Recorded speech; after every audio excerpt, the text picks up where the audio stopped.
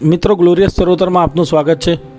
આણંદ શહેર સહિત જિલ્લાભરના 65 ગામોમાં આન બાન અને શાન સાથે તાજિયાના જુલુસ નીકળ્યા। આજથી 1387 વર્ષ પૂર્વે સત્ય અને ન્યાય કાજે પોતાના 72 જાનિસાર સાથીઓ સાથે શહીદી વોરનાર હજરત ઇમામ હુસૈનની યાદમાં મુસ્લિમ બિરાદરો દ્વારા મનાવવામાં આવતા મોહરમ પર્વની આજે આણંદ શહેર સહિત જિલ્લાભરમાં મુસ્લિમ બિરાદરોએ 65 ગામોમાં તાજિયાના જુલુસ કાઢી માતમ મનાવ્યા હતા। તાજિયાના જુલુસમાં માર્ગ પર ભારે માનવ મહેરામણ ઉમટી પડ્યો હતો।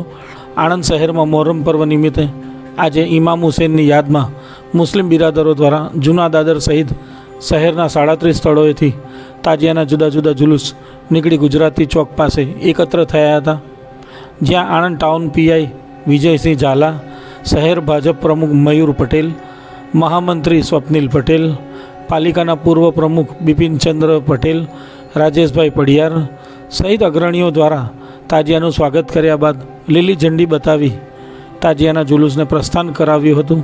આ પ્રસંગે શહેર સેન્ટ્રલ મોહરમ કમિટીના પ્રમુખ સોહિલ મિર્ઝા, ઉપપ્રમુખ સઈદ અહેમદ મલેક, વસીમ, સલમાન સહિત અગ્રણીઓ દ્વારા ઉપસ્થિત રહી સ્વાગત કર્યું હતું।